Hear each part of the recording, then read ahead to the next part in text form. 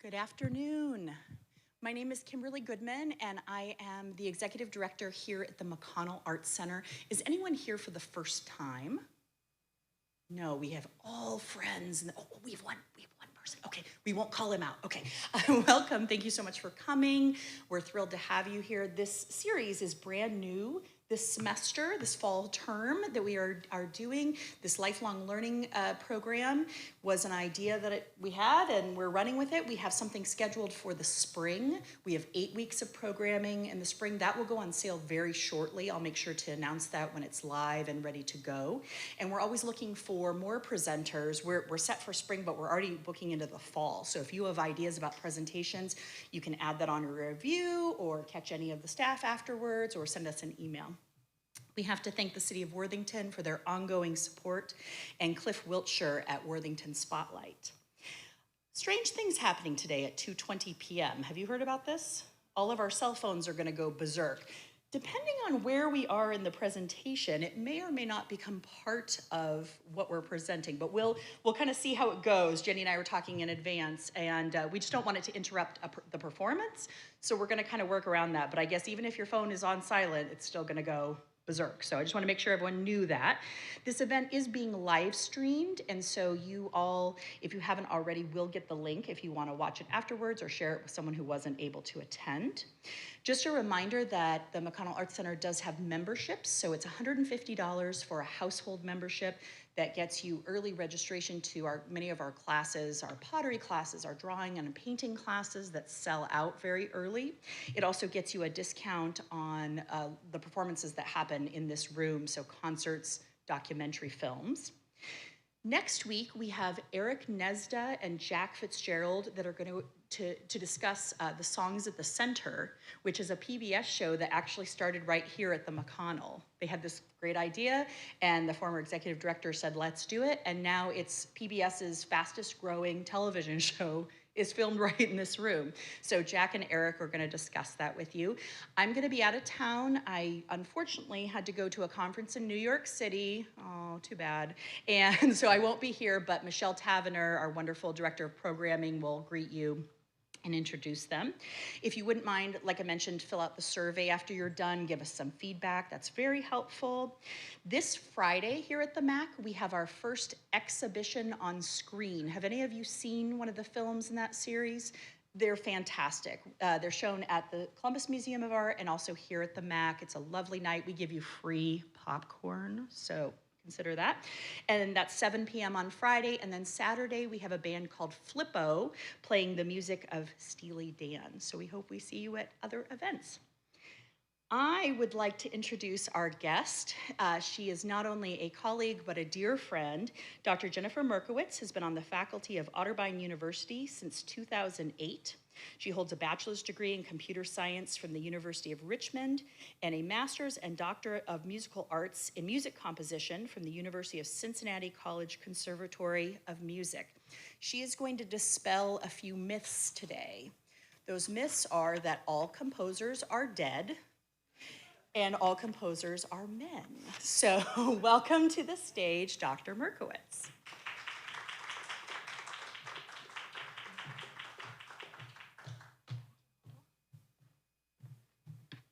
Thank you. Well, thank you so much for having me today. It's a pleasure to be here. My name is Jenny Merkowitz, and I'm going to be kind of taking you through this presentation called The Life of a Composer. And as Kim said, kind of to dispel a few myths about composers, and one of them she kind of already mentioned, right? If you picture a composer in your head, you may be thinking, Mozart, Beethoven, somebody who is long dead with a big white wig, and also someone who might have just sat down at the piano and music came down out of the heavens into their head and through their hands, and there it was for all of us to enjoy. So I am a composer, so I don't really fit any of those. And also the music coming down from heaven. Sometimes it feels like that, but most of the time there's a lot of work involved. So I'm going to kind of walk you through a little bit about my background, but then also we're just going to kind of take a tour through 3 different pieces that I've written throughout the years. And the final piece that we're going to listen to, we will actually have a live performance with Dr. Kimberlee Goodman on the flute for a piece that I wrote for her. We're going to go ahead and get started. So usually, a lot of times when people find out I'm a composer, they will say to me, "Oh, I don't know how you do that. I love music, but I just can't imagine how you would start to write music." And so I thought maybe the first thing we would look at is how does a composer actually start to write music? So this is the first piece that I ever wrote. It was the end of I think it was the end of my first year of piano lessons. So I started piano lessons in 3rd grade. And I decided to write a piece. And I'll play it for you. It's pretty brilliant, in my opinion.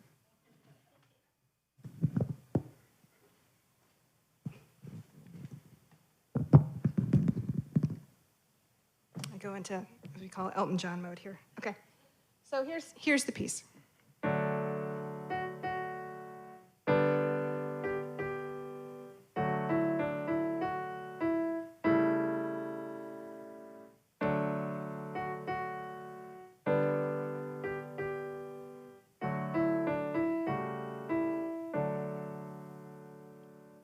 And it does repeat, but that's pretty much it.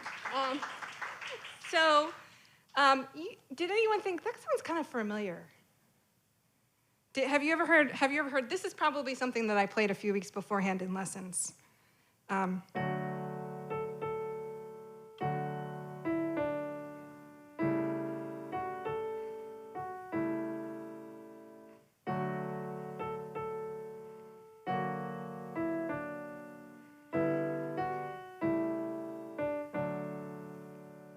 you heard that one?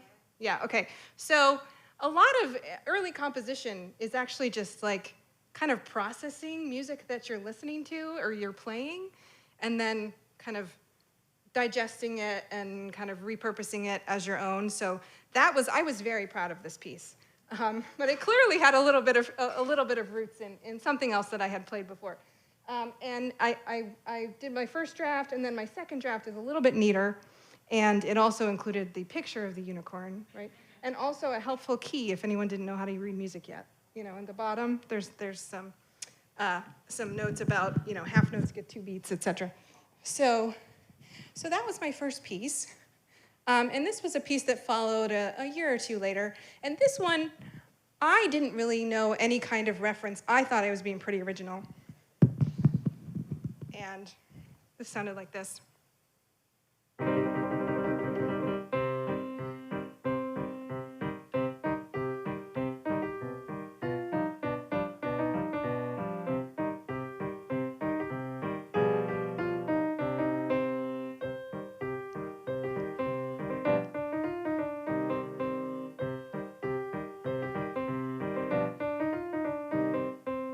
So that was called the Penguin Squabble. And I would play it for a couple people, usually people who had been around for a little while longer than I had, and said, "Oh, that sounds like Putting on the Ritz." And I was like, "What is that? I don't know what that is." But I clearly was hearing things that were in that style, right? And I was kind of digesting them. So you'll see in the next page, there is kind of an upgrade. You can see me getting like older and more sophisticated in the way I'm writing things down, but still kind of the next piece is a piece that I submitted for a competition. Sounded a lot like Pachelbel's Canon,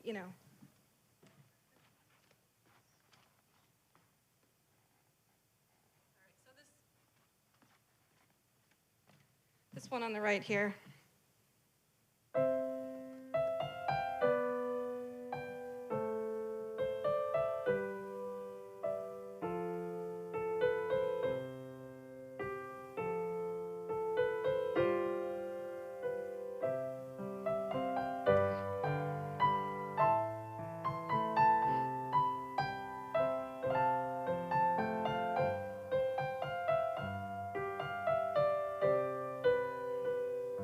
Something like that. It's been many years since I've played that.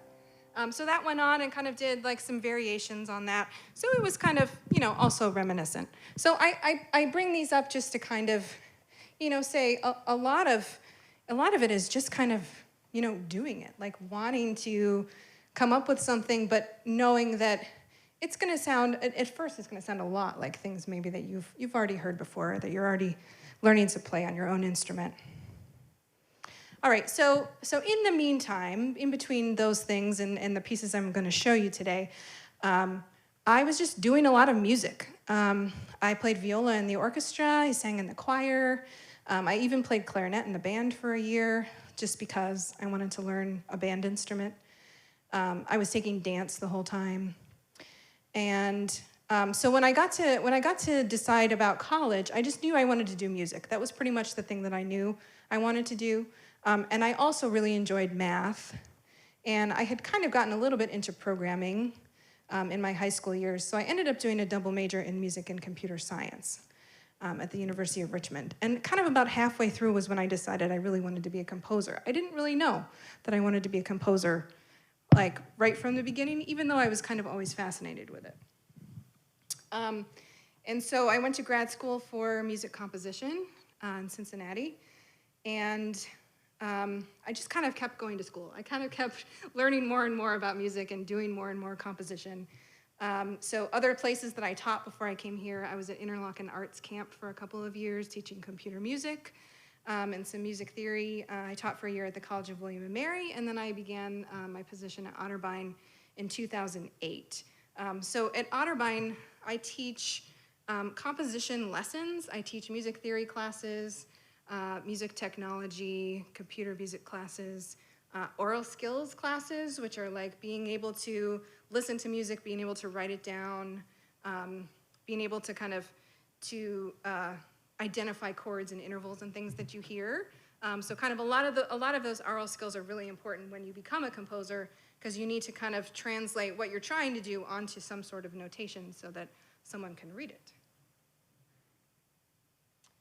And of course, this is kind of like my school and work life timeline, right? It doesn't really include the life timeline, right? Which included, moving from, I've lived in a couple different places, grew up in Western New York, was in Virginia, my family's in Virginia for a while, and then moving to Ohio and back to Virginia and back to Ohio, getting married, having 2 kids, all of those things become part of what gets into your music. So the first question that was on our little kind of teaser for today was, how do you decide what kind of music to write? And so I think there's basically a couple things to think about. One is the impetus internal or external. So when you're first starting out as a composer, you're kind of the one saying, I'm going to write this piece. Like, I want to write a piano piece that sounds like a penguin squabbling, right? Nobody told me to do that. I just decided I was going to do it. And so a lot of that is figuring out what you want to do and kind of doing it. And as you become a student of composition, you are still mostly doing that. Your teacher might say, why don't you try this? Or why don't you try this? But the general kind of themes that you're coming up with for your pieces are really your own. And as your career grows, ideally you get to a place where people are asking you to write pieces of music. And so we would call that a commission, right? Somebody could commission you to write a work. And if someone commissions you, they may have very specific ideas about what they want the piece to be about or to be inspired by or that it sounds like. Or they might want to take a little bit more of a collaborative approach, like what are some things that you've been thinking about or that you're fascinated with, and could you write me something for my instrument? And they might have special requests like, I really like heavy metal music, or these are all things that I've heard from performers. Or could you, let's write something that's going to be accessible to a young audience, right? So different kinds of constraints, right? And we say that like, in order to be really creative, you kind of have to have this balance of constraints, right? A completely blank slate is really intimidating. And I think this goes for a lot of artists, right? A completely blank slate is really intimidating.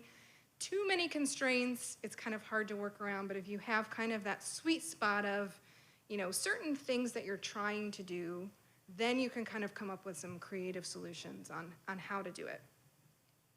So in terms of inspiration, like how do you come up with an idea for a piece?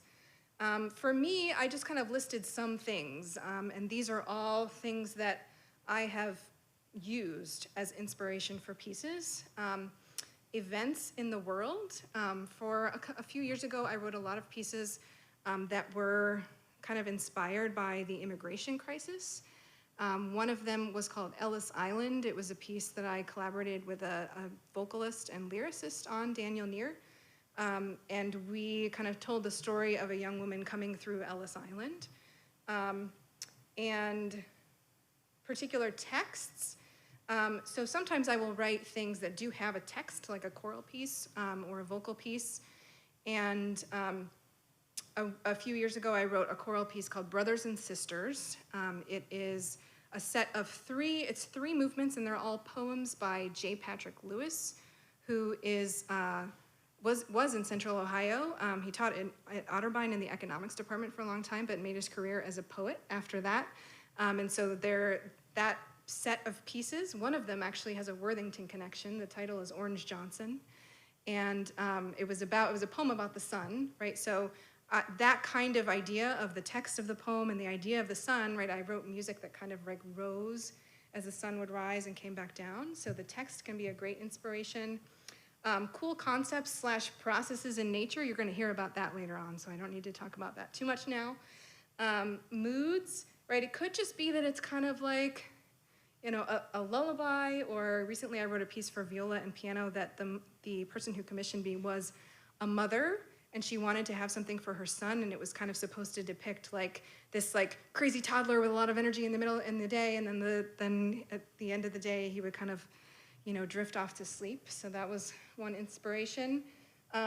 Interesting sounds or patterns of sounds in the environment. I have a piece for bass clarinet, an electronic sound that is all recordings of frogs making their little rhythmic squawks.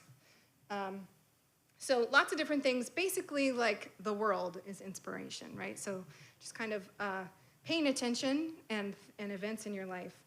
So I've gone through different iterations of my biography. So these are just kind of things that that I would say inspire me. So I always put composer, pianist, and violist first. Those are kind of my three things that I do in that order of seriousness, whose diverse inspirations have included liturgical chant, right? So I've written a mass, and I have an electronic piece also that kind of builds off the Our Father chant. Basketball games, I have an ensemble piece that has recordings of like buzzers and sounds going off at a basketball game. The human body, you'll hear about this one in a second too. Growth patterns of plants, you'll hear about, so. And then kind of a more general one, as I kind of started thinking, well, like, I don't want to list everything, it's gonna get a little long, so I kind of shortened it to, my pieces incorporate a fascination with rhythms, patterns, and stories. And I think that kind of sums up some of the things that I'm, you know, looking for and paying attention to when I decide what to write a piece about. So the second part of the teaser was how to write it. So these are some kind of very general, I think, things that I do. And for each piece, it's a little bit different, but there's usually some sort of pre-composition phase, right? So before I even start writing any music, I'm maybe listening to things that are in that similar genre or have similar instrumentation, just to kind of see what other composers have done. I'm researching about whatever the topic is. Kind of looking for things that might map well onto musical parameters. And I'm just kind of gathering ideas, right? So there's a lot of just kind of searching out and coming up with things that I can kind of cull and pare down. So then I come up with maybe some melodic themes that kind of fit into what I'm working with. And I use a couple different kind of devices sometimes to come up with those that I'll show you later on. I'm a big, it's really important to me to map out the structure of the piece.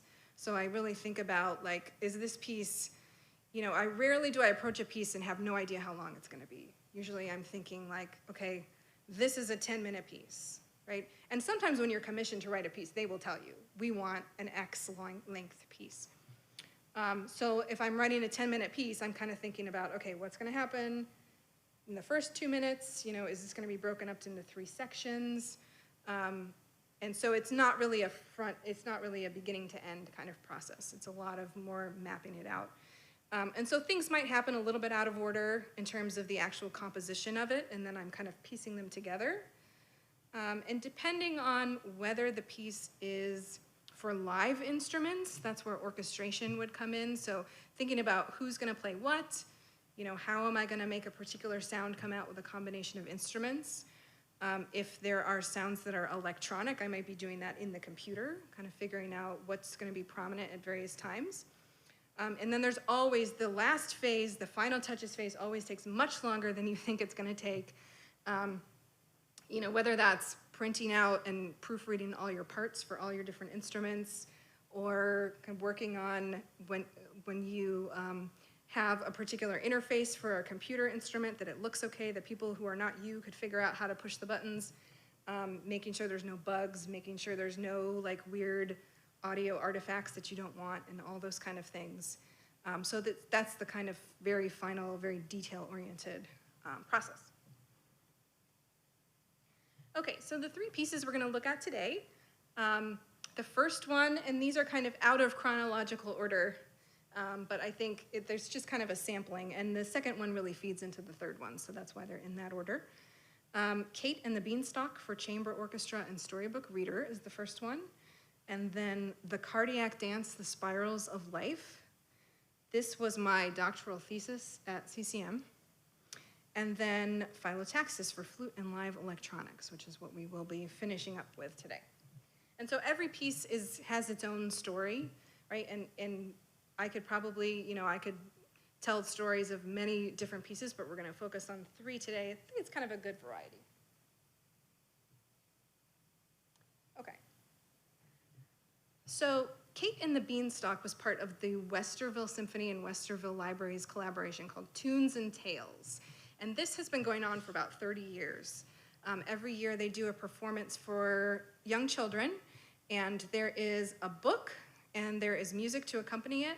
And kind of a model for that is a piece called Peter and the Wolf. If anybody heard of Peter and the Wolf? Right, so there's a story, the musical instruments are kind of characters, right, and they have their own themes. And so it's kind of a really nice way to introduce children to classical music and the fact that classical music can tell a story. So the book that I chose, and that was of course a process into itself, but I chose a book called Kate and the Beanstalk by Mary Pope Osborne. So most people know the story of Jack and the Beanstalk, and this is very similar, except the protagonist is a girl, and her name is Kate, and she's pretty awesome. Okay, so this is Tunes and Tales. This is my son Isaac in the middle. This was his very first Tunes and Tales, and you'll see they have an instrument petting zoo at the end, and so he was very suspicious of the flute that Kim Goodman had in her hands. But so this was a program that I had been attending as a parent, and so I was really excited to be able to write a piece for this. By the time I was working on this piece, Isaac was 9, but he was still interested. Okay, so this is the book on the right, and you can see a little bit of the score. It was for 16 instruments, kind of one of each thing, and the narrator was one of the librarians from the Westerville Symphony, or from the Westerville Library, excuse me. Okay, so that was the end product, but this was kind of some of my earlier sketches, right? So I was thinking, along the lines of Peter and the Wolf, the characters were going to have themes, right? So I was kind of mapping out, like, these are all the themes I'm going to need, right? I'm going to need a theme for the poor widow. I'm going to need a theme for Kate. I'm going to need a theme for the magic beans and the beanstalk and the giant, and right? So I was kind of figuring out, like, how many of these different themes am I actually going to need? And on the right, you can see that I was trying out some little sequences of pitches, and you might notice that the top of it says Jack. The reason for that is that once I chose this book, you can't just like use a book without permission, especially if the author is someone as prominent as Mary Pope Osborne, who is the author of Magic Treehouse, and best practices are you get permission to use the text, right? So we were trying our hardest to get permission, but we had not heard back from anyone. We were trying all these different ways of trying to get to the author, Finally, our former executive director for the Westerville Symphony, Hild Pearson, thought, what about the illustrator of the book? And we managed to get a hold of the illustrator of the book, who then put us in touch with the agent for Mary Pope Osborne, who said, okay, well, what are you doing again? So I was had this contingency plan, if we can't get permission for Kate and the Beanstalk, we'll just do Jack and the Beanstalk, because Jack and the Beanstalk is public domain and everybody knows it, and we'll just do that. So I had themes for both. So you'll notice I have their names written out and there's notes above them, and this is just a very simple, what I call a musical mapping. And I do musical mappings a lot when I'm trying to just come up with ideas, and sometimes they're good and sometimes they're bad.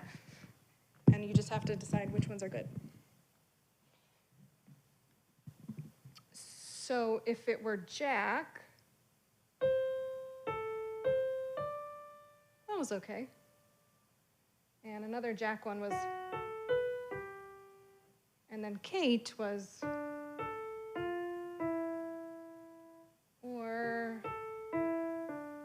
those are just different ways of mapping letters across the keyboard, right? So like A, B, C, D, E, F, G, keep going, H, I, J, K, L, M, N, O, P.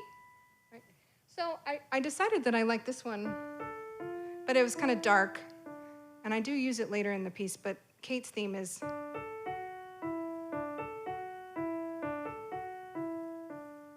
so you'll hear that whenever that comes in, that's Kate's theme. So that one in particular, I came up with through this kind of mapping process, just to kind of figure out, could I make Kate into music? So now I'm just going to play you a couple of the other themes. So we just played the Kate theme, but you'll hear it played by the orchestra, and then the beggar and his beans, and the harp, and the giant. And the giant was one of my favorite ones, I think. And that's the one that's kind of the earworm, I think.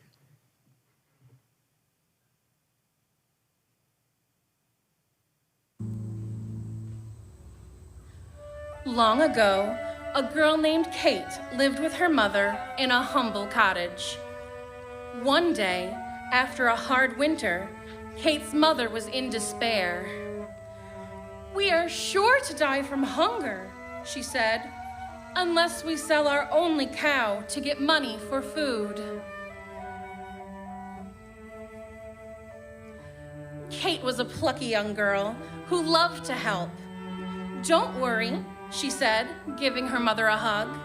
"I'll take care of everything." And she set off to the market with their cow. Okay, so that was Kate. When she sets off to market, she runs into the beggar.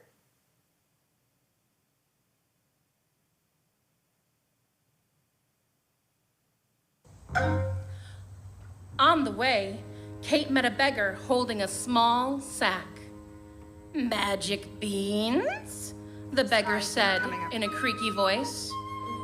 "How extraordinary," said Kate when she saw them, for the brown beans shone like dark gold. "I don't think I can live without them." "They can be yours in exchange for your cow," said the beggar.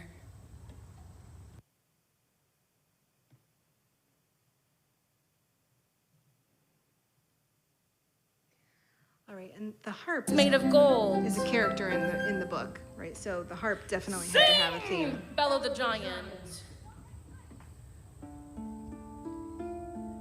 The harp began to sing a sad, haunting song. It sang of the past, of the noble knight, his lost wife and child, of golden days and starry nights. The harp's lovely song nearly broke Kate's heart.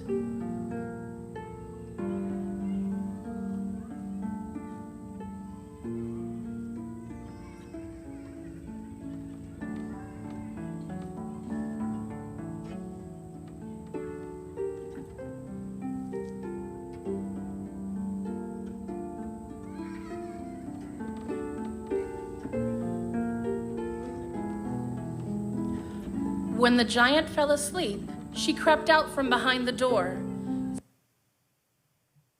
Okay, so that's the harp theme.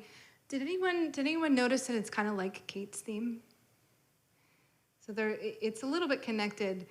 So Kate's theme was da da da dum, and then this theme is da da da da da da da dum. Right, so they start a little bit similar, and as the story goes on, you kind of understand why they're connected. And then finally, the giant.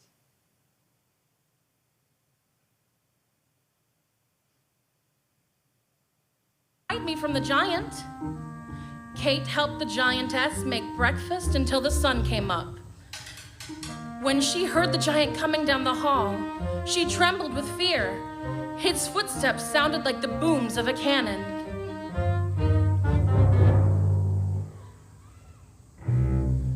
Hide, whispered the giantess, as she pushed Kate into a closet.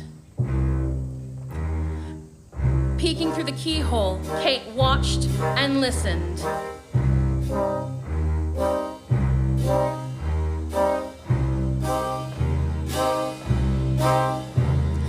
Fee-fi-fo-foreman, I smell the blood of an English woman. Be she alive or be she dead, I'll grind her bones to make my bread. Don't be silly, said the giantess. You only smell the wagon load of bacon I fried for your breakfast. Oh, said the giant.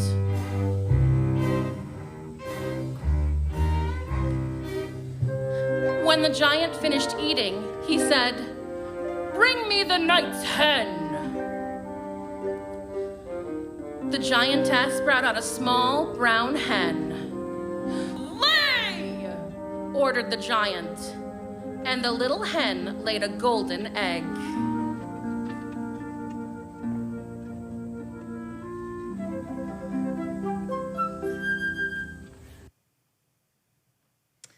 Okay. Oh, thank you. So my kids still sing that song, especially when they're supposed to be quiet in their bed after bedtime, and I'm like coming down the hall. All right. So you might have heard a little bit about how I'm using the different instruments and the pitches to tell the story. Right. The giant is very low and has like timpani and Kate is a lot of times in the flute or maybe the clarinet or the oboe. So other things that you can use, I used pitch as I mentioned, but tempo was another thing. So when Kate was walking versus running, sometimes the music would speed up or slow down. So one final excerpt of this piece kind of shows how she comes out of the closet and runs down the Beanstalk. And I'll probably just let it play for a couple minutes just to give you a little bit more sense of this piece.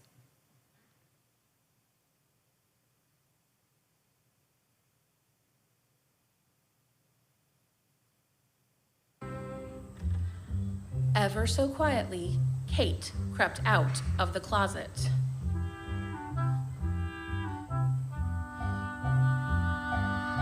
She grabbed the hen and rushed from the castle.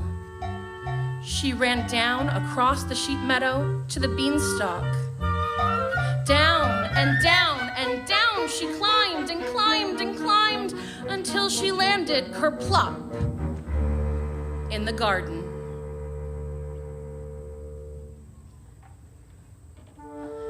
Kate sighed with relief. "It's better if Mother doesn't know of the danger I've been in," she whispered to the hen. "Stay here until I can return you to the knight's poor widow." Kate hid the hen behind a bush, then slipped back inside her house.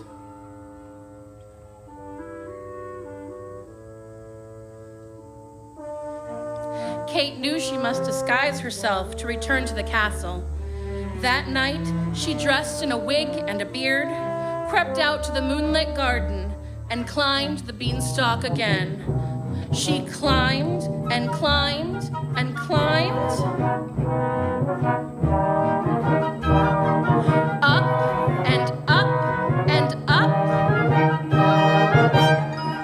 In the light before dawn, Kate crossed the sheep meadow and knocked on the castle door.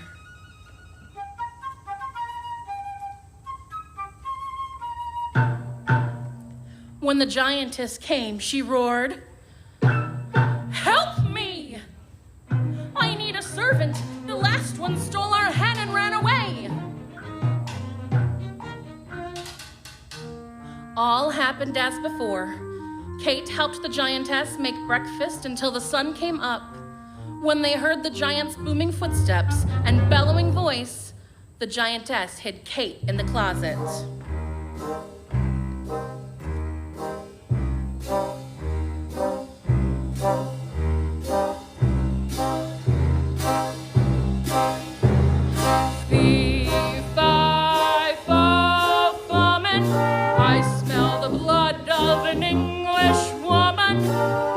Alive or be she dead, I'll grind her bones to make my bread. Calm down, said the giantess.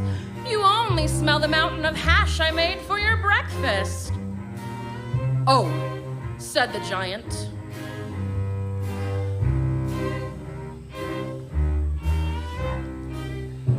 When the giant finished eating, he said, "Bring me the knight's money bag." The giantess brought out a bag filled with gold coins. The giant greedily counted them.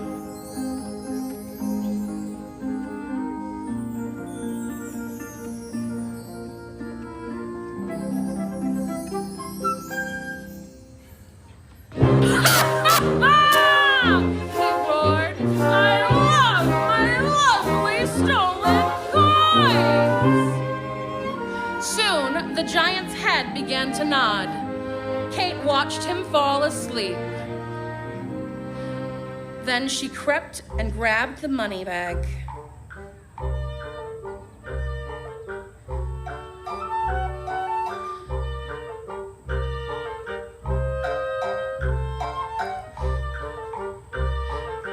She ran out of the castle and across the sheep meadow to the Beanstalk.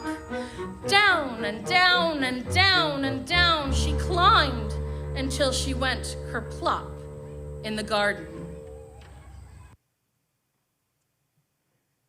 Okay, so thank you. The nice thing about this story from a composer point of view is that because it's so kind of like this thing happens and then it happens again just a little different and then it happens again just a little different. So the music can kind of follow through those repetitions in the story, right? And so a lot of it is just kind of figuring out, well, where does this go and how I'm going to tie this thing into this thing. So it was a lot of fun to write. The premiere was supposed to be in March 14th, 2020. And so we were scheduled to do it at the Westerville Library on that weekend, and it did not happen because the world was shutting down for COVID. So this was the world premiere of it. It happened in summer 2021. It was about 95 degrees that day. So the performers did a fabulous job. All the audience was kind of hiding under trees, trying to stay cool. But we did do it again last winter at the Westerville Rec Center. And I have passed the score along to the conductor of the Worthington Chamber Orchestra. So if you want to, put in a word for this piece, maybe it'll happen here too.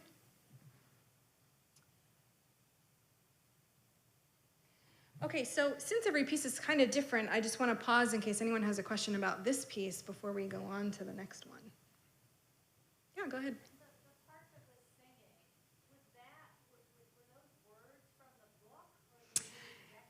Right, so the question was, is the words that she was singing, were they in the book? Yes, they were in the book. That was the only part that I actually put notes on, like pitched notes for the narrator. The narrator may or may not be comfortable singing. You just don't know. And so it could be kind of a sing-song. Michaela was willing to just go for it. So she did a great job. I also loved her giant laugh. She had this like deep, like belly laugh. So yeah, it is notated, but those are words from it's a song written out in the book, but there's no music to it. I put the tune to it. Yeah, other questions? Yeah, go ahead. Who was conducting? Peter Stafford Wilson. Yeah, he's the Westerville Symphony conductor. Yeah. Did you have a say about the narrator? Did I have a say about the narrator? Not really. They had, amongst their librarians, they kind of decide like who wants to do this, you know, and so Michaela was willing and had done it in a previous iteration, so they kind of knew that, you know, she could handle it. So yeah, interestingly though, she didn't really read a lot of music. She was, if you can see her watching the conductor a lot, she was kind of waiting for her cues to go on, because she wasn't, it is pretty precisely notated in the score, like when this line of text happens with the rest of the music that's happening. But it's challenging if you're the narrator who doesn't read music. And I believe she actually just had the book in front of her.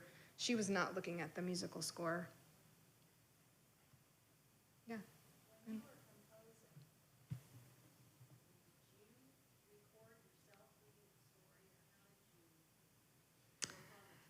How did I work on the timing? Yeah, I did record myself kind of toward the end of the process, just to kind of make a mock-up for the orchestra, to kind of see how I thought it was going to be laid out. For the most part, I was just kind of playing back the computerized notation and just kind of reading along with it myself live, yeah. So, yeah, go ahead. Mm-hmm. Right. Oh, good question. Have I ever used a book that was not explicit, not explicitly stated? You know, I mean, the general idea of a story, sometimes I'm trying to tell that I don't really like project what that actually is. In terms of a real, like an existing book, I don't think I have done that, no. Yeah. Maybe you had a couple more. Yeah, go ahead. Yeah. What was the audience response, and based on that, did you make any changes? The audience response was pretty positive. I think people really enjoyed it. I didn't really change anything, I don't think, afterwards for this piece. And yeah, I think it's rare that I do go back and change things. Usually I tend to kind of like try to internalize whatever lesson it was that I learned and just do it better the next time. But if there is something, you know, that really is not working, yeah, you know, I could do that, but I didn't for this piece. Yeah, one more? Yeah. Mm-hmm, yeah, so the computer playback, so on the right, this score, right? So I put this in a program, I believe this was Finale. There's a couple different ones out there. There's Finale, there's Sibelius. Muse Score is another popular free one right now that my students are using.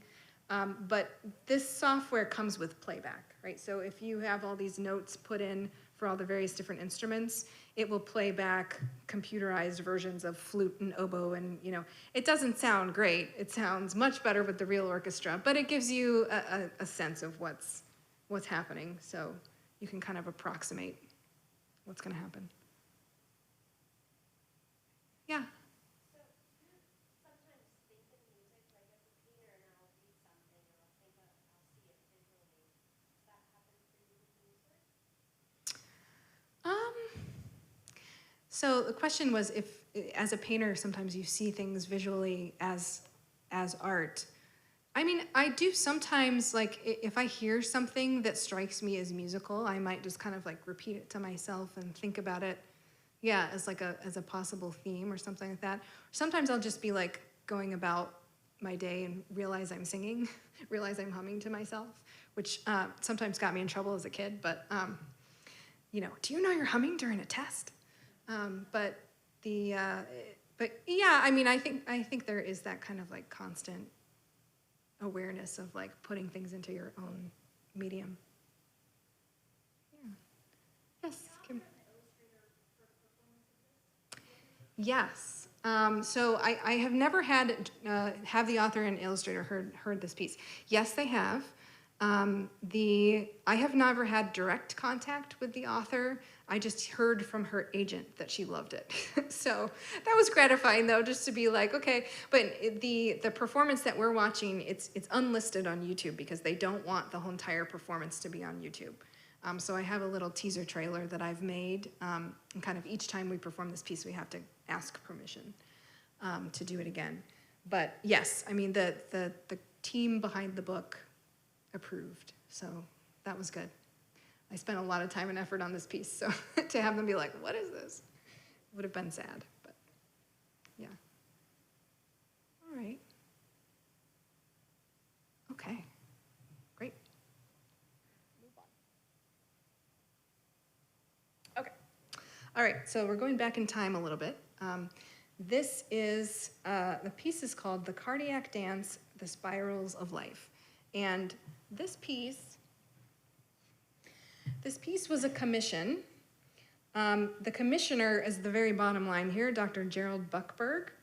He was a cardiac surgeon, and he had attended University of Cincinnati Medical School, and he knew that the Conservatory of Music had some very talented people in it, so he decided he had developed a heart surgery procedure for patients with congestive heart failure that he thought was pretty kind of poetic and could be a inspiration for a piece of art. And so he asked our dean at the time if he could commission the school to make this piece. And so we brought together a bunch of people. I was in the final year of my doctoral studies for composition.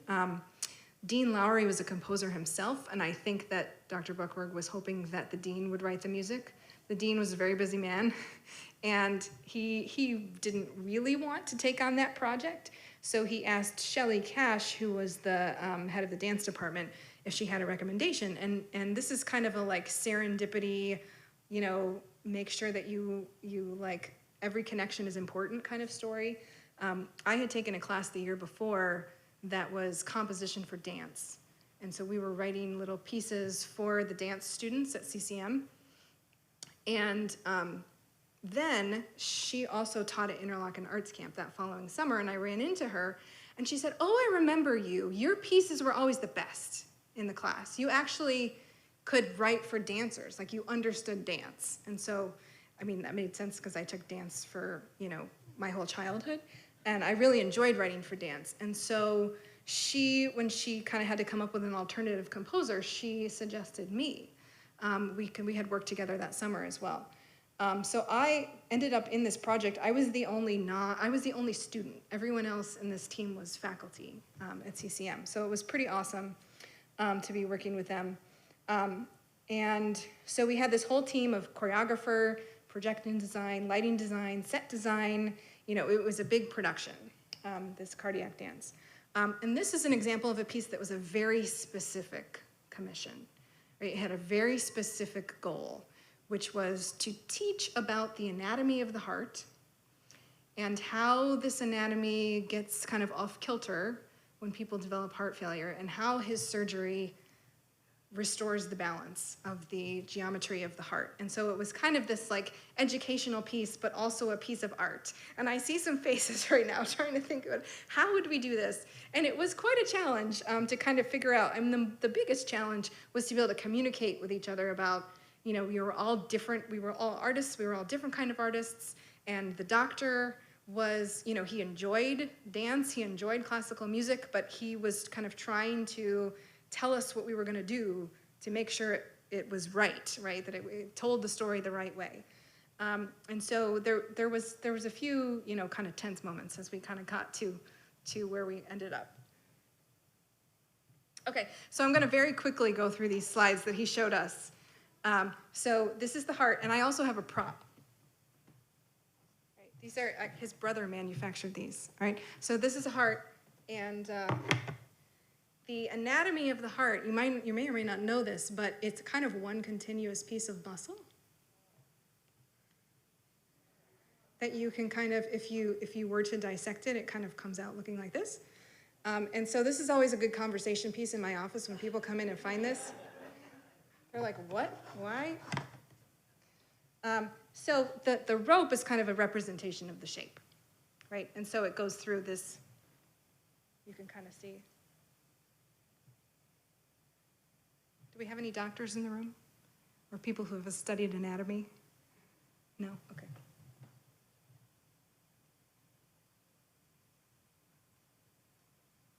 Okay, so you'll see this is kind of the rope shape, right? This became, the set designer made this as this hanging set piece for the ballet. So the shape of the heart is hanging from the ceiling.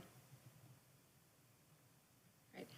On the top is a heart in good working order. On the bottom, you can see basically what happens is the bottom of the heart kind of dilates and becomes more round, and that means that it can't pump as efficiently. So this is kind of a representation of what happens with the surgery. So on the left, good heart, on the right, bad heart, and then you can see that right here, they kind of did a nip and tuck, right, to kind of restore the shape of the heart. That's a little animation of it.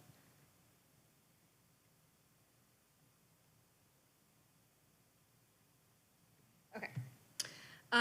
So there was that. And the other part of it was that Dr. Buckberg, who asked us to call him Uncle Bucky, so it seems odd for me to call him Dr. Buckberg, also focused on the actual proportions of this geometry of the heart kind of fall in line with the golden spiral. So the golden spiral is, you've probably seen this image before, but it has to do with these little numbers. You can see that they're 1, 1, 2, 3, 5, 8, 13. These are the Fibonacci numbers. And if you construct them, like kind of put them in these spiraling out boxes, you get this really cool shape that shows up a lot in nature, right? In like chamber nautilus shells and things like that. So he was really liked this idea of the golden spiral, so much so that the last 4 digits of his phone number were 6180, which is the first 4 decimal places of the golden ratio. The golden ratio is, just in case you don't, so golden ratio is like if you have a line segment and the place in which you draw the line, the ratio of the smaller part to the bigger part is the same as the bigger part to the whole, right? And that number approximates as 0.618. So composers actually have used this golden proportion when they lay out their pieces. Debussy very famously used this a lot. And thinking about that line, you think about the timeline of the piece, right? So if it's a 10-minute piece, then about 6.18 minutes in, there would be some big climax, right? Or change in the action or something like that. So this was an idea that also kind of made its way into the piece. Okay, so the idea of this kind of heart spiral, this idea of a spiral, was what I was using as the inspiration for the melodies that I came up with. So this is what I call the love theme. We were kind of playing with the heart as being both an organ in your body, but also heart is something that you can also, we talk about when you're feeling something in your heart, right? That's more of a metaphorical thing about love. So this was what we call the love theme, so I'll play a little bit for you.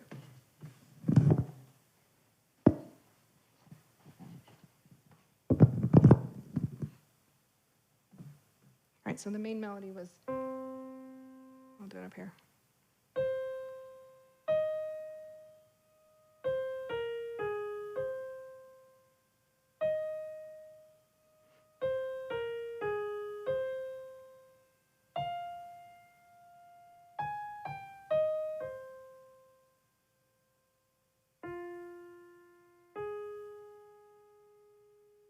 Right, so the idea of that was that it was kind of, if you think about a spiral,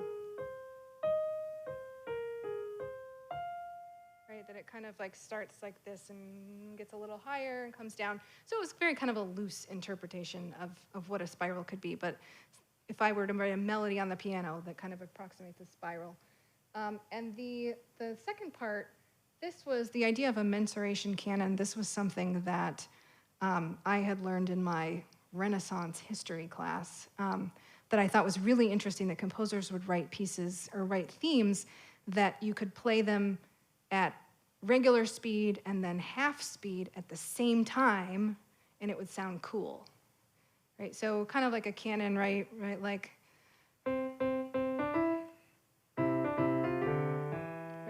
So those are canons where everybody's doing the same tempo. But a mensuration canon is where somebody's doing one tempo, somebody's doing a different tempo, and it lines up. So they start at the same time. Right, so you hear like, well, you'll hear it in the piece. It'll sound better when it's in the piece. So that was the theme. That was one of the themes I was working with.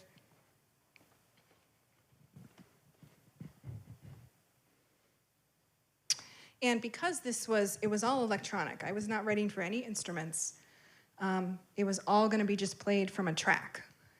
And so I was developing some electronic sounds that kind of spiraled. So you'll hear, this is one example.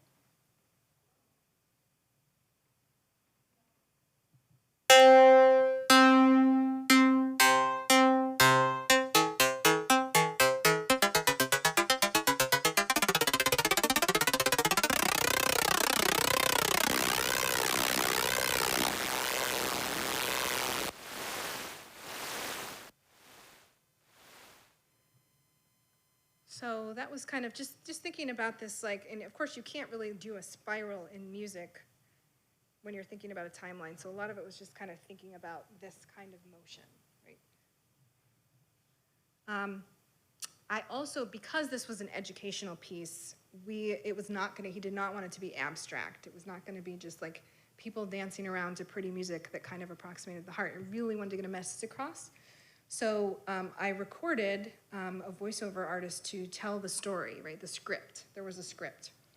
And then to kind of make it a little bit less like a documentary where there's like stuff and then music, I tried to kind of integrate the voice, the spoken voice, with the electronics. So I did a lot of like just cutting and pasting of words and syllables and things like that to kind of bring them together and make them part of the music. And so I have my inspiration here, Steve Reich. I don't know if you've heard this composer. I had gotten kind of into his work when I was writing this piece, and I really liked the way he has a piece in particular called Different Trains that is for string quartet, but it also has voices in it, and they're spoken voices, but he listens for the pitches in the voices, and there's a little bit of imitation back and forth. The string instruments are playing the same pitches as someone who's speaking a story. So that was one of the ideas I was working with here. There's the sound again. This was the structure of the piece. So remember, I was talking about like mapping out from beginning to end. We were talking about it approximately being about 20 minutes. And so this was kind of a diagram that I had for the musical kind of momentum, I guess you would say, is the line. The line doesn't really mean anything in terms of pitch or anything like that. It's more about just like tension and action. So things get a little bit hairy in the first section. The beginning of it is kind of expository. Then there's this moment where there's a heart attack and everything kind of falls. And then things are kind of off kilter. And then in the middle, we decided to have this dream sequence, which enabled a little bit more just kind of, as I said, that a little bit more abstract, just there's dance and there's music, and we're not trying to tell this medical story. And then the next phase was the surgery, so those pictures that I showed you, and then at the end, the result of the successful surgery, right? So kind of coming out of that, happiness, rebirth, these are all things that I wrote down as I was, trying to say what was going to be depicted in there.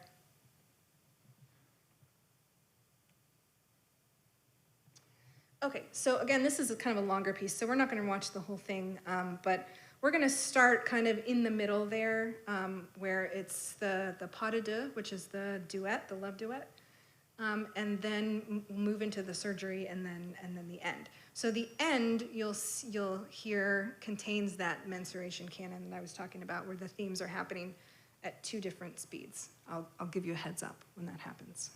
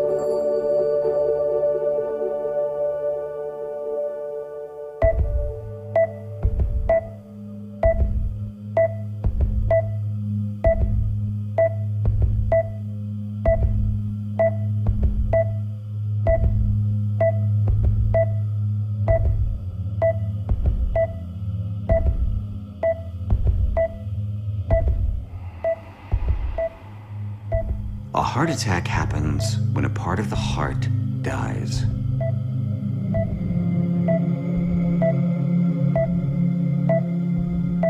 When a part of the heart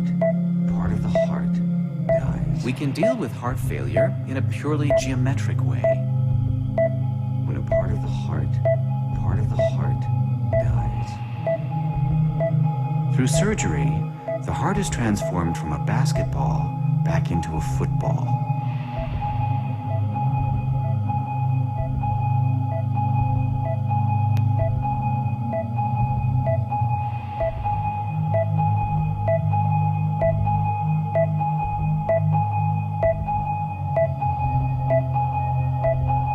We return the left ventricle of a dilated heart to its original elliptical shape.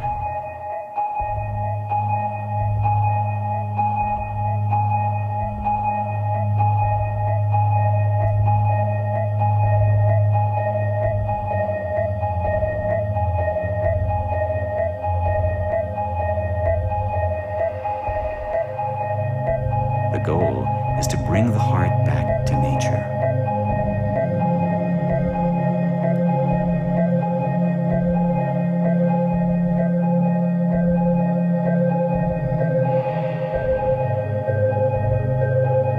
Back to normality.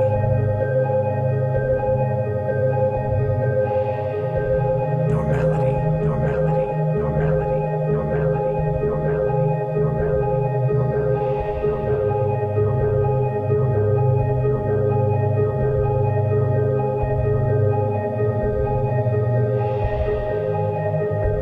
Restore the natural spiral formation.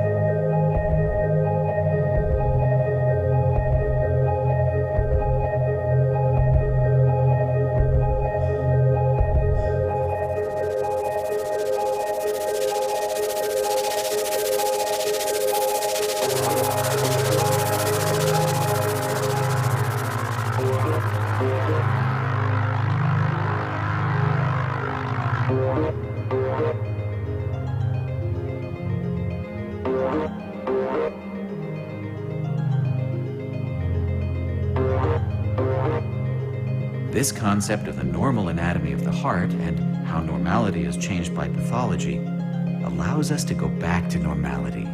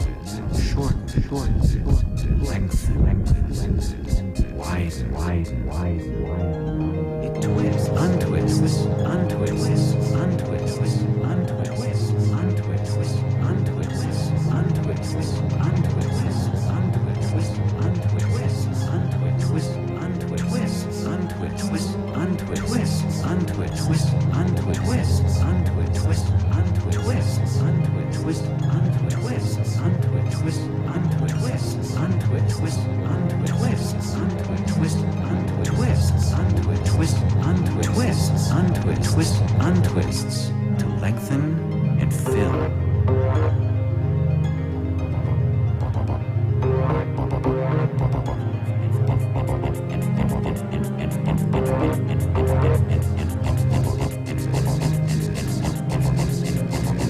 As our understanding of nature grows, we are able to find new ways to heal.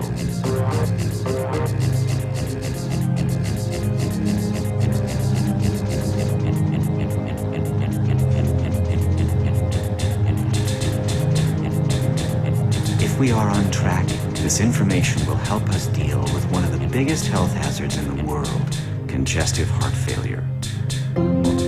This is the canon.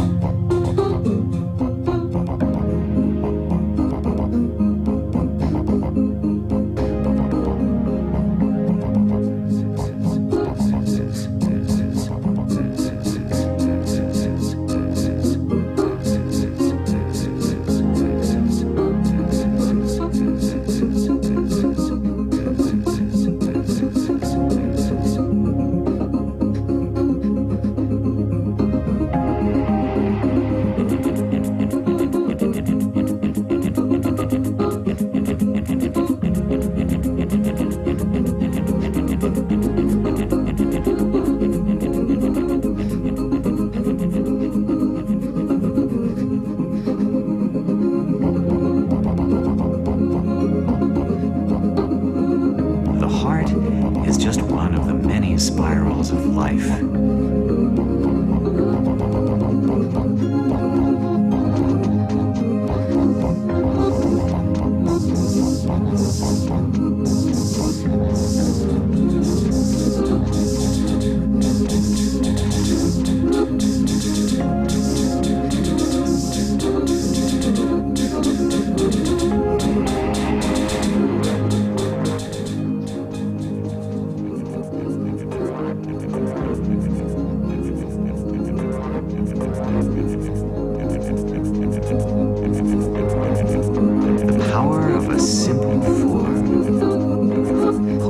Power of a life renewed.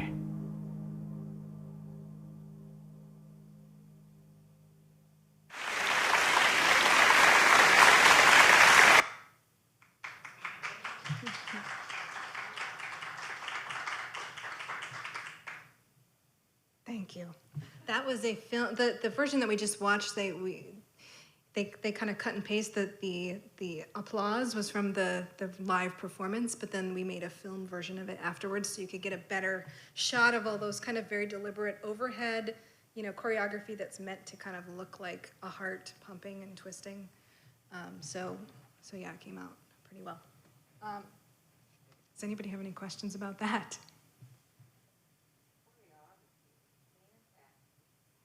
Yeah, she did a fabulous job, didn't she, with the choreography? Yeah. Yeah. Yeah. I'm told there will be cookies later, too, so we can always, yeah. About the choreography, can you talk a little bit about what comes first? Yeah. Music versus the movement? Right, what comes first, the choreography and the movement. For a lot of this, I think the music came first, but there were sections where the choreography came first. I have videos of being in the studio with the dancers that I would take home and then watch them and try to make music that would fit with their timing.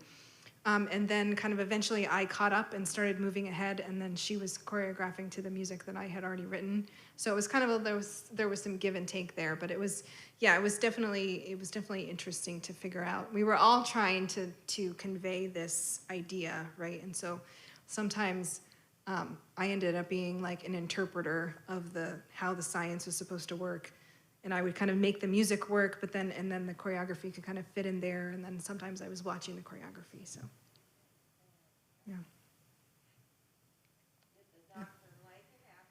Did the doctor like it? Yes, he was very excited about it. Very proud of it. So yeah, that's part of the reason that we made the film, because he wanted this kind of version that had really like all of the visuals the way that we in their full glory. Yeah.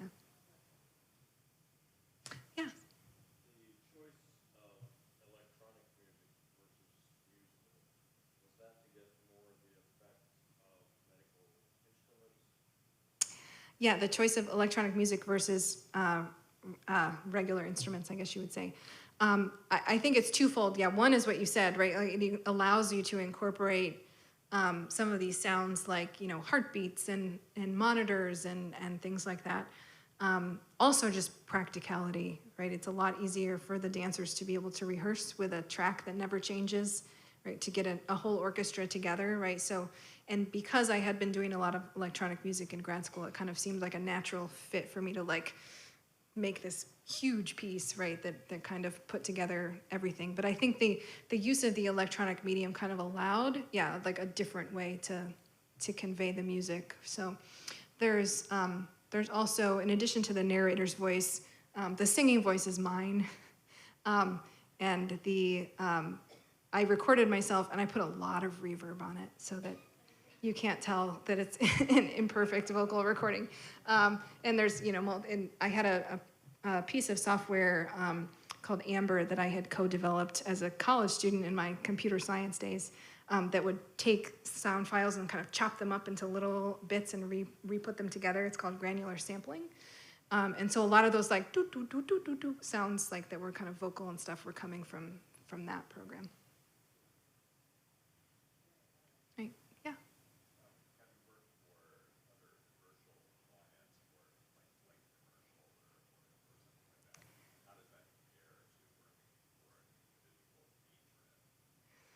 Yeah, that's a good question.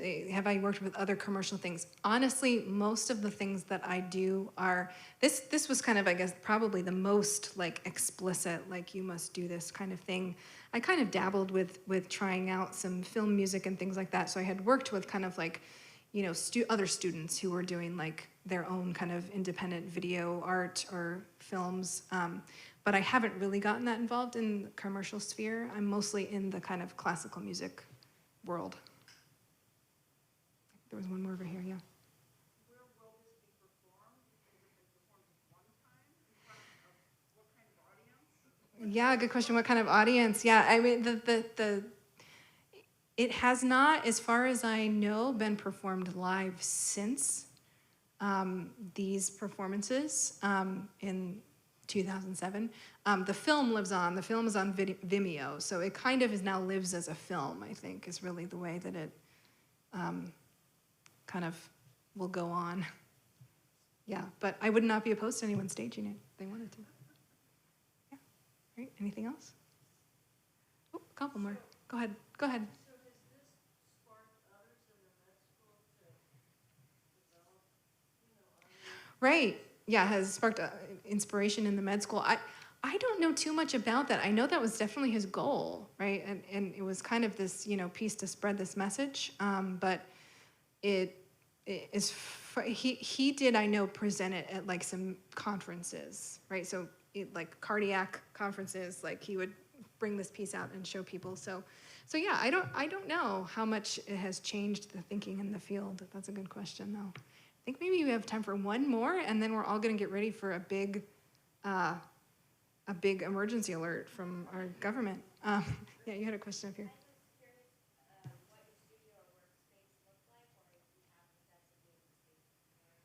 Yeah, what does my studio space look like? So generally I have, you know, I have a computer, an audio interface. So if you'll see one of those back here when I do the other piece, to plug in like a microphone.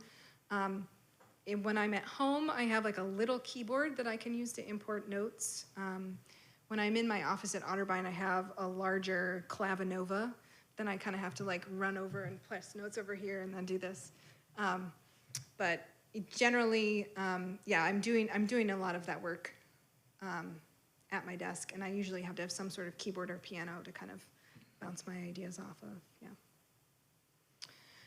So I think that what we will do right now is take a little break to kind of change our setup and get ready for this emergency alert to come on. I'm kind of curious as a composer what this is gonna sound like when everybody's phones go off in the hall.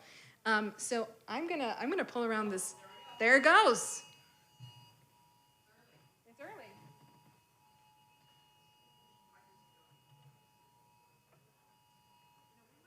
Mine hasn't gone off.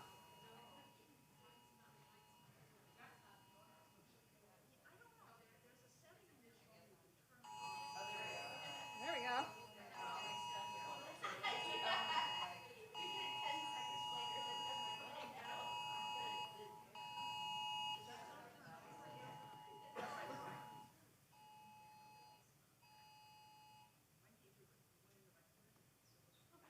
Oh no. Is that it?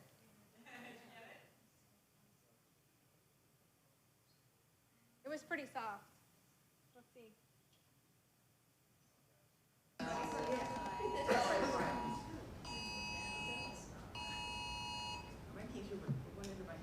I can use that maybe. Maybe it'll show up in a future piece. I'll save it. Okay, I'll take those lights as my cue.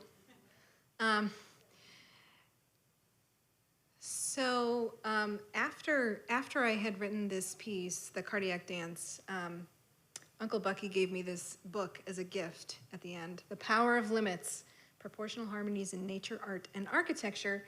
And you can kind of see just from the cover that there's just a lot of diagrams with golden proportions and all the places that they're found in nature. And as I was looking through this book, I discovered this concept called Phyllotaxis, or Phyllotaxis. I'm not exactly sure how to pronounce it even now. But it basically refers to as plants grow, they kind of find the most efficient use of space for their petals, for their leaves, for their seeds. And this corresponds to this golden ratio, right? So this was kind of the artistic, I guess you could say, like path I was on when Kim approached me to write a piece of music for flute. Flute and electronics, and I don't remember if the electronics were my idea or your idea. Do you remember? I remember our first conversation about her writing a piece for me, and I'm sure I was terrified of the electronics, but she asked me, I can remember the meeting like it just happened. She said, what's on your mind? What's in your sphere? And sadly, my father had just passed away, and even sadder than that, he passed 2 years and 11 months to the day after my mother of the same cancer. They both died of pancreatic cancer. And so the cycle of life itself, my humanity, all of those things were on my mind, which led perfectly to what you were thinking about all the time, which was this process and cycle. Right, the cycle of growth in life, right? And so that kind of became the inspiration for this piece that I started working on. And this is, I guess, an example of it was a more collaborative process. It was not Kim saying, you must do this for me. It was, let's talk about what's interesting to you, what's interesting to me. Let's try out a few things on the flute and see if we can come up with some interesting sounds. As I mentioned, this Phyllotaxis is the spirals on, say, like a pine cone or a sunflower. A lot of them correspond to these Fibonacci numbers, so you can see those little, like, if you counted kind of straight across this way or straight around, you would come up with these. There's another sequence called the Lucas numbers that also plays into some of the ways that plants grow. So these were what I was thinking of when I was coming up with themes for this piece. So these are just some examples of seeing how this works in nature. You can see that I wore my sunflower dress for the occasion. It actually has Fibonacci spirals in the. It's from a website that I enjoy that basically sells like cool and practical attire for geeky, scientific, musical people. So just an example. So there's the Fibonacci spiral over there, Lucas spiral. So they look very similar, right? So this was the idea that I was using.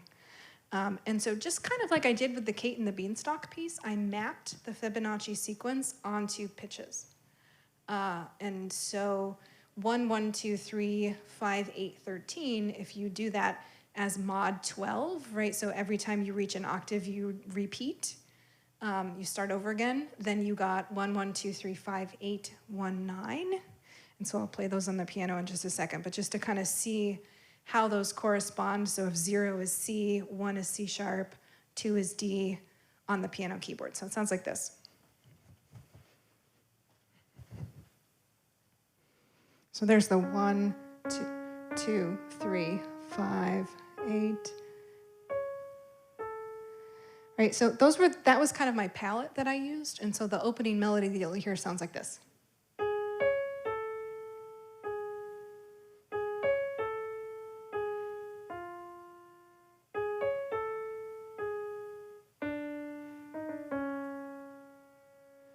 Right, so it kind of ends up being in C sharp a little bit, but I was kind of free with not keeping things in order. I just was looking for, that was my kind of scale that I used, and I came up with things within that.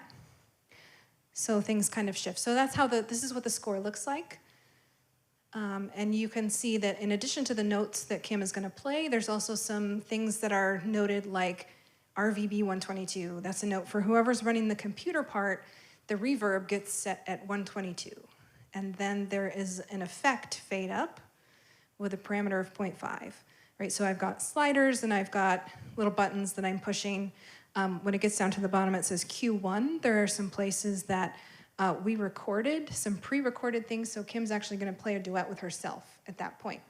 And she said it's kind of surreal because every time people play this piece, the recording in the patch is always Kim, even if Kim's not the soloist playing the piece. So she gets to play duets with all sorts of flutists, right? She was once sitting in the audience when this happened and found it quite surreal. Okay. All right, so one of the other sections of the piece that is kind of interesting to talk about is the golden angle, right? If you think about a circle as that golden section line, the golden angle would be at 137.5 degrees. And so that's kind of how petals grow. So you can see on the right, the first one at the top, and then 2, 3, 4, 5, 6.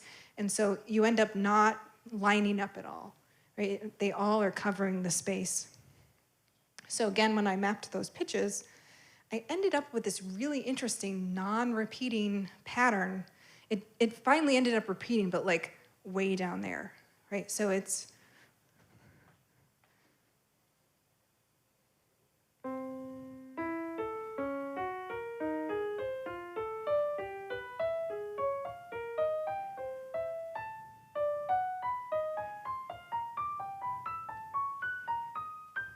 right, so it's kind of this like continuous climb, but it never really repeats exactly. And so you'll hear at one point about 2/3 of the way through the piece that Kim has a sequence that goes through those pitches. Right. This is the map of the structure of the piece. So this is a diagram that I found a lot in that book, having to do with it's just kind of this like beautiful way of representing these proportions. So you can see the times on there. So the first section is about 2 minutes and 43 seconds. And I think this has kind of changed a little bit as the beginning of the piece and the end of the piece, the flutists can kind of take their time. So it's not exact, but it's kind of designed to be like that. So there is live processing. You'll hear as the flute plays, there's extra reverb. There's also pitch shifting. So you'll hear like another low flute. And it's really just the recording of what's happening live, it's being shifted in real time. And then, as I mentioned, the pre-recorded sound cues. And the rhythmic accompaniment, again, is kind of similar to in the cardiac dance, that program that I mentioned. So you'll hear these kind of rhythmic flute accompaniments. So this is just a quick example of, this is a file that Kim recorded when we were working on the piece. It's just playing one note over and over again. And she did it a couple times with different levels of air, so it kind of changes the timbre. And then ran it through the software. This one is a little bit different pitch too, but it kind of randomizes it a little bit. And then this one is faster. A little bit less possible to play by a real person.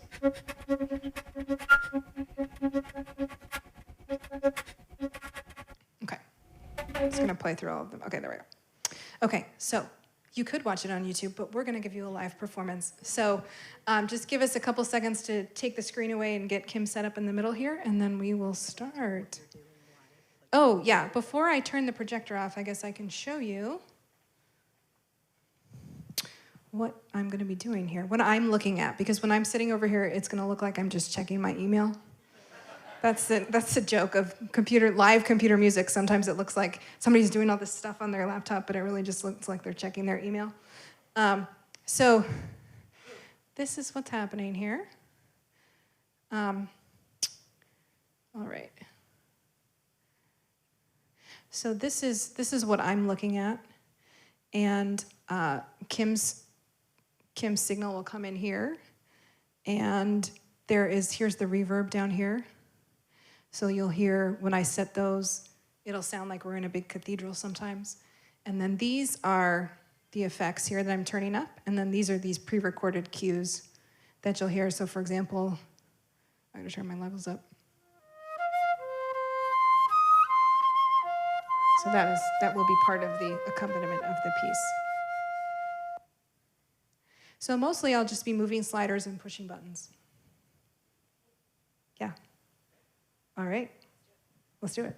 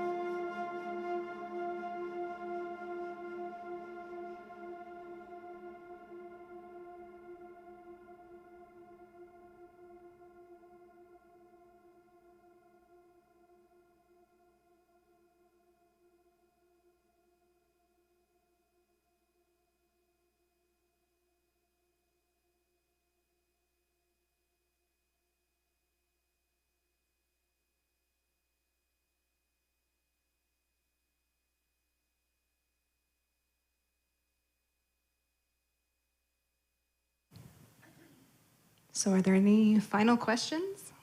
That was the finale. Yes, go ahead. Hi, this has been one of the most fascinating performances of the whole presentation. I mean, you're both been fantastic. So thank you so much. I'm so non-musical, and this has just really educated me a lot. So thank you for that. I do have a question. Thank you so much. Yeah. Get that in there that it's just fabulous. So my main question is, because I'm so non-musical, what I know when you compose something, you have to be very careful about making sure your work is original and you're not, like you started to allude to in the very, very beginning years, that it's not copying some other music. How do you do that when you're composing something? I try not to. Yeah. Right. Great question. Like, how do you avoid copying things that are already out there? It is hard. I mean, and sometimes I will be in a lesson with my student and I'll say, you know, this sounds like a Michael Jackson song, right? Or like, you know, there's like, but sometimes you're not even aware, you know, that there might be something out there that sounds similar. But I think that, you know, most music it's building on a tradition, right? And so there are things that are influencing us. Some of it's subconscious, some of it's conscious, right? And it comes out, right? So all of your experience combined with your ideas ends up coming out as your music. And for the most part, it's not going to be exactly the same, right? And I think it was Stravinsky at one point said, the best composers don't borrow, they steal, right? So everybody's using things, right, that they've heard before to create something that is kind of uniquely their own. So you kind of you can't think about it too much. Right? You just kind of have to do it, and hopefully it comes out authentically. Yeah. Any other questions? Oh, go ahead. I was reading my music off of my iPad. I don't know if you noticed that I was tapping a pedal. So I have a pedal that connects to the iPad through Bluetooth so that I can read the musical score without having to have 3 or 4 music stands. A lot of contemporary music is quite long. It has a lot of pages.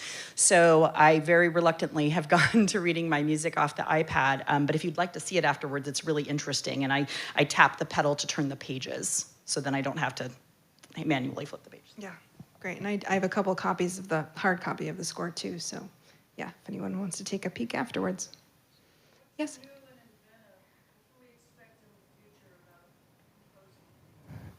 Ooh, what can we expect in the future about composing? Composing in general, or specifically from me?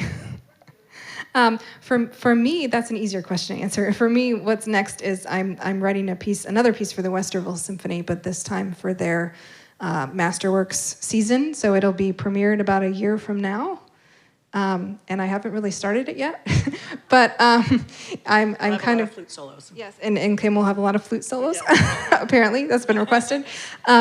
Yeah, so it's roughly the idea of kind of a flashback to 100 years ago in Westerville when Gershwin's Rhapsody in Blue had just come out and Prohibition was in full swing in Westerville. So that's kind of the theme right now, but I'm definitely in that pre-composition phase. I have the Ken Burns Prohibition documentary on my to-watch list, and I'm going to spend some time in the Westerville Historical Society. So that's what I'm doing.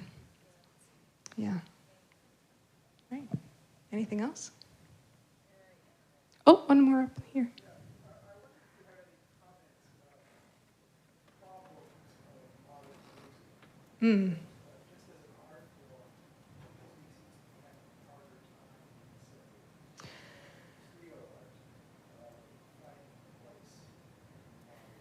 Right, finding a place for music in the modern world. Yeah, I mean, it's interesting because I think there's a lot of really cool things happening, and kind of, even in Columbus, I mean, there's a lot of really interesting new music happening. The challenge is finding that audience, right? We're always kind of looking for, and I think that, as you mentioned, studio artists kind of have a little bit of, I think some of my colleagues have had more success presenting in galleries than they have in concert halls, right? They kind of, just the vibe is a little bit different. So we can get a little stuffy in the concert hall. So I think there's kind of a movement toward, the Vivo Festival does their Beer and Beethoven event, and kind of just, loosening the formality of it. I think hopefully will maybe make a change. And also, I think a lot of younger composers are, for a lot of time in classical music, there was this kind of split between what we would call popular music and art music. And there was not a lot of crossover encouraged, right? One time I was in a composition lesson and my teacher said, oh, that piano line sounds a little poppy. And I really liked it, but so I kind of, massaged it a little bit. And there were some good things that came out of that, but I think there's a little bit of a just kind of letting go of, my influences are, I grew up listening to, film music and pop and rock music on the radio, and there's some really good stuff there that is, I'm not gonna, that's part of me. So I think a lot of young composers are becoming more okay with that, and so hopefully that kind of cross-pollination will continue to happen. All right. Well, thank you so much for coming today. Feel free to come up and ask some more questions or look at the score. And thank you again to the MAC for having me.